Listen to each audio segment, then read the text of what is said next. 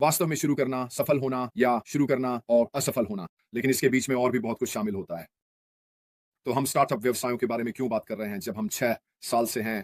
तो इसका कारण यह है कि इसमें बहुत कुछ शामिल है। यह परिदृश्य उस यात्रा से संबंधित है जहां हम इस समय ऑन पैसिव में हैं। अब सामान्यतः जब एक नया व्यवसाय आता है और लोग इसे देखते हैं, वे हमारे व्यवसाय में जैसे हम सभी शामिल हुए थे, शामिल हो जाते हैं और ये एक हद तक बढ़ता है। और फिर पहले परिदृश्य जो होता है, जो अधिकांश स्टार्टअप व्यवसाय करते हैं, वास्तव में वे उस दिशा में देख रहे हैं कि समर्थन प्राप्त करना शुरू करें। एक ऐसे उत्पाद को साबित करें, जो न्यायोचित है, अर्थात उपयोगकर्ता समाज में उपयोगकर्ता के अनुकूल हो, जिसे लोग चाहते हैं और यह बढ़ने लगता है। लेकिन इसके पूरी तरह से सफल होने के लिए इसे विस्तार करना होगा। सामान्यतः इस बिंदु पर आप देखेंगे कि स्टार्टअप बड़े व्यवसायों को बेच रहे हैं। बुनियादी रूप से वे उन्हें एक ऐसा प्रस्ताव देते हैं जिसे वे ठुकरा नहीं सकते। वे उन्हें अपने अधीन कर लेते हैं, वे विलीन हो जाते हैं या इनमें से कोई भी परिदृश्य होता है। अब हमें हमारे सीईओ से भी बताया गया है ना, शुरू से ही कि यह एक निजी स्वामित्व वाली कंपनी है, अपने आप और अपने परिवार के द्वारा। यहाँ कोई शेयरधारक नहीं है, ये नहीं है। इसे शेयर बाजार में ही लाया जाएगा। इसका मतलब है कि इसे बाहर से किसी भी तरह का प्रभाव नहीं मिलेगा और उन्होंने स्पष्ट रूप से कहा है कि यह बिक्री के लिए नहीं होगा। तो अगर आप सामान्य स्टार्टअप व्यवसायों के बारे में यह ध्यान में रखते हैं, तो उस व्यक्ति का जो उस व्यवसाय की शुरुआत करता है, बस यही होता है कि उसे वह बड़ा भुगतान चाहिए। जब कोई और कंपनी आती है, उन्हें उनके व्यवसाय के लिए एक बड़ी रकम का प्रस्ताव देती है उन शुरुआती चरणों में और नई कंपनी के साथ विलीन हो जाती है। सामान्यतः जो मालिक बेचता है, वह अंततः नए उद्यम में पुरानी कंपनी के साथ एक निदेशक बन जाता है या उसके पास एक शेयरधारक होता है, जो भी हो। इनमें से कुछ भी ऑन पैसिव पर लागू नहीं होता। क्योंकि हमारे सीईओ ने स्पष्ट रूप से कहा है, यह बिक्री के लिए नहीं है। तो यहाँ दूसरा परिदृश्य आता है और यह एक ऐसा विषय है जिसके बारे में हम बहुत कुछ जानते हैं और वह स्थिति तब होती है जब अन्य व्यवसाय, कंपनियां प्रतिकूल, बाहर के लोग, शायद देशों के सरकारी विभाग भी महसूस करते हैं कि यह नया व्यवसाय किसी न किसी तरीके से उनके लिए खतरा बनने वाला है। वे अपनी गाड़ी को चलाते हैं जिस तरह से वे आमतौर पर व्यापार करते हैं और यह उनके लिए अच्छा नहीं होने वाला है। वे क्या करते हैं? वे उस व्यवसाय को बंद कराने के लिए किताब में मौजूद हर तरकीब का इस्तेमाल करते हैं। वे सभी संभावित तरीकों से हमला करते हैं, चाहे वह व्यक्तियों के माध्यम से हो, सोशल मीडिया के जरिए, सीधे। एक सेकंड रुकिए।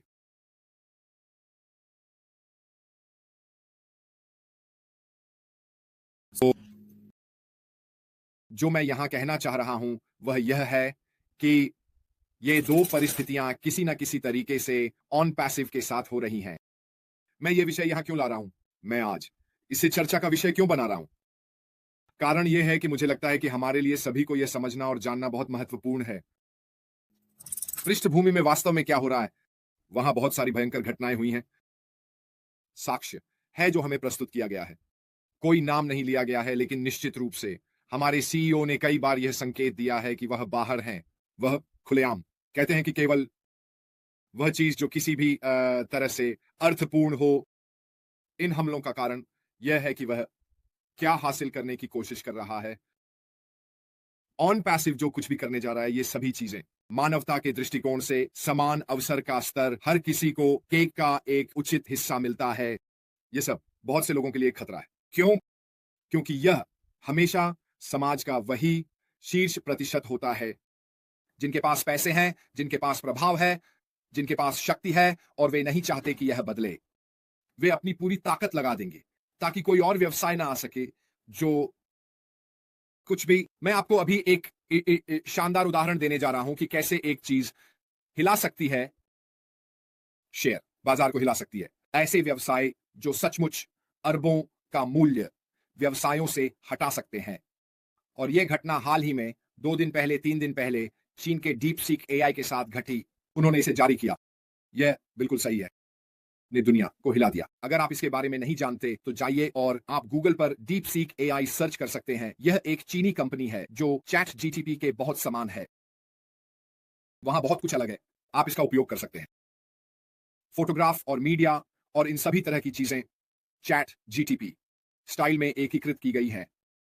लेकिन यहां एक लेकिन है, यह बहुत अधिक सुलभ है, बहुत सस्ता है, और इसे चलाने के लिए कंप्यूटर संसाधनों का इतना उपयोग नहीं करता। यह थोड़ा दिलचस्प लगता है ना? यह सुनने अच्छा लगता। चीनियों ने कुछ ऐसा निकाला है जो काफी क्रांतिकारी है, जिसे हर कोई चाहता है। यह बदलने वाला है। लगभग यह दिशा तय हो गई है कि एआई का उपयोग किस प्रकार किया जाएगा हमारे समाज में इस समय। इसने पहले दिन में चैट जीटीपी की तुलना में 1 महीने में अधिक डाउनलोड किए हैं। यह सच में है। दुनिया देखो तूफान की तरह ले जा रहा है। तो डीप सीक का एक बड़ा प्रभाव पड़ा है। ये वहां कैसे पहुंचा, ये दुनिया में कैसे पेश किया गया, और जाल से कैसे बच निकला। मैं आपको बताता हूं कि ये वहां कैसे पहुंचा, क्योंकि किसी को इसके बारे में कुछ नहीं पता था। यह एक पूरी तरह से रहस्य था। किसी को इसकी कोई भनक नहीं थी। कोई भी इसके बारे में कुछ नहीं जानता था जब तक कि इसे जारी नहीं किया गया। क्या ये थोड़ा परिचित लगता है? क्या ये थोड़ा ऐसा नहीं लगता जैसे कोई ऐसा कर रहा है जिसे हम जानते हैं? पीछे से मेहनत कर रहे हैं ताकि कुछ ऐसा तैयार किया जा सके कि जब इसे जारी किया जाए तो इसका बड़ा प्रभाव पड़े। अब मैं ये नहीं कह रहा कि इसका प्रभाव गहरे समुद्र के सीएस जैसा होगा, लेकिन इसके पीछे का सिद्धांत निश्चित रूप से बहुत समझ में आता है। लेकिन क्योंकि हम 6 साल की यात्रा पर रहे हैं और उस 6 साल की यात्रा के दौरान बहुत सारी जानकारी साझा की गई है, अन्य कंपनियां, अन्य व्यवसाय वास्तव में ऑन पैसिव के बारे में काफी कुछ जानते हैं। उन्हें वास्तव में यह समझ में आ गया है कि ऑन पैसिव क्या करने वाला है, और इसलिए वे दबाव बना रहे हैं, वे लड़ाई कर रहे हैं। वे ऑन पैसिव के साथ हो रही चीजों को रोकने की कोशिश कर रहे हैं ताकि यह आम लोगों तक न पहुंचे, जो हमारे सीईओ का इरादा है। डीपसीक के साथ ये एक पूरी तरह से गुप्त था। इस पर पर्दे काम किया गया, सुधारा गया और लॉन्च करने के लिए तैयार किया गया। बूम, ये बाजार में आया और सभी को आश्चर्यचकित कर दिया। यह लगभग बाजारों को गिरा देता। मुझे लगता है कि एनवीडिया ने एक रात में एक ही झटके में लगभग 430 बिलियन खो दिए। यह उनकी वैल्यू है। शेयर गिर गए। और हम इस समय मौजूद सबसे बड़े इंटरनेट व्यवसाय के बारे में बात कर रहे हैं, जो एप्पल और अमेजन जैसे बड़े नामों को पीछे छोड़ रहा है। तो निष्कर्ष के रूप में मैं यहां जो कहना चाह रहा हूं वह यह है कि गुप्त रूप से चीजें करना, पर्दे के पीछे चीजें करना, विपक्ष को भ्रमित करना, वास्तव में एक अच्छा रणनीति है इस समय के लिए। चलो, उत्पाद को बोलने दो, व्यवसाय को बोलने दो, जो होने वाला है उसे बोलने दो। चीजों को समझाने की कोशिश करने के बजाय चलो बस सकारात्मक रहें। इस ज्ञान के साथ कि हमारे सीईओ कुछ ऐसा बनाने जा रहे हैं जो हमें चौंका देगा, जो एक बड़ा प्रभाव डालेगा, जो वास्तव में लोगों को ऑन पैसिव की ओर देखने पर मजबूर करेगा। इसके पास जो है उसके कारण मेरे विचार में यह एक शानदार स्थिति है। जैसा कि मैंने कहा, व्यवसाय में हमेशा 2 परिदृश्य होते हैं।